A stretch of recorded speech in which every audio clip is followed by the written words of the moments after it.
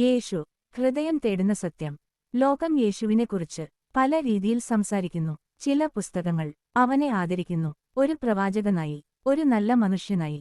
പക്ഷേ എന്റെ ഹൃദയം ചോദിക്കുന്നത് മറ്റൊരു ചോദ്യമാണ്. എന്റെ വേദനയിൽ എന്നോടൊപ്പം നിൽക്കുന്ന യേശു ആരാണ്? ഖുർആനിൽ യേശു ആദരിക്കപ്പെടുന്നു, പക്ഷേ അവിടെ അവൻ എന്റെ കുരിശ് വഹിക്കുന്നില്ല.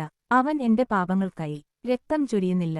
പിന്നെ ഞാൻ ബൈബിൾ തുറക്കുന്നു, അവിടെ യേശു ദൂരെ നിൽക്കുന്നില്ല. അവൻ എന്റെ കണ്ണീരിലേക്കു വരുന്നു, എന്റെ ഭാരം ചുമക്കുന്നു, എന്റെ പാപങ്ങൾക്ക് ക്രൂശിൽ തൂങ്ങുന്നു. അവൻ ഓയിട്ടി രക്ഷപ്പെട്ടില്ല, അവൻ ക്രൂശ് ഒഴിവാക്കിയില്ല. അവൻ എന്നെ രക്ഷിക്കാൻ സ്വയം തകർന്നു വീണു. കല്ലറ അടച്ചപ്പോൾ ലോകം പറഞ്ഞു, ഇതോടെ എല്ലാം അവസാനിച്ചു. പക്ഷേ 3-ാം ദിവസം കല്ലറ ശൂന്യമായി. അവൻ ഉയർത്തെഴുന്നേറ്റു. അതുകൊണ്ടാണ് എനിക്ക് യേശു ഒരു ആശയമല്ല.